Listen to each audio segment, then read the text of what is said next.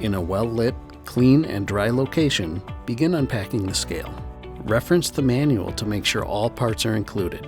This should include screws and washers, batteries, indicator cover, and indicator. Ensure you retain packing material in the event the scale needs to be moved or shipped in the future. Separate the handrails and set aside. The handrail with a red dot at its base will be the right handrail. With 2 people, lift the scale out of the box by its base. Remove the screw knob at the base of the center post. Raise the center post to the upright position, perpendicular with the scale base. Then, replace and tighten the screw knob. Roll back the handrail's rubber grip. Insert the handrail into the center post and scale base. Again, the right handrail is denoted by a red dot at its base. Secure the handrail to the center post by tightening one of the included screws in the hole located underneath the handrail. Return the rubber grip into position and repeat this process for the opposite handrail. Assemble base bolts with a lock washer, then flat washer. With the scale tipped down and the center post resting on the floor, install bolts with washers into the platform base and tighten handrails.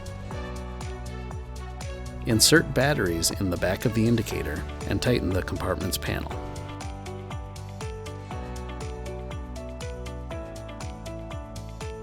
Assemble indicator mounting screws with a lock washer, then a flat washer.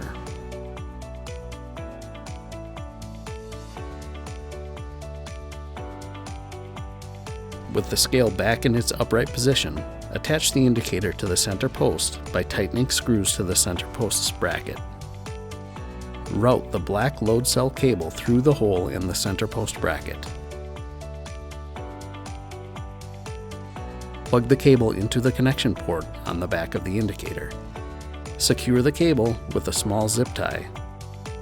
Place the cover on the back of the indicator, making sure the cable is positioned in the notch. This will avoid pinching or damaging the cable. Secure the cover with 4 screws.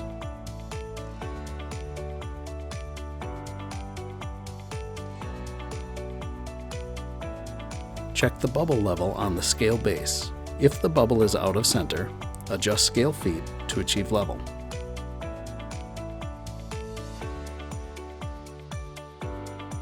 Scale assembly is now complete.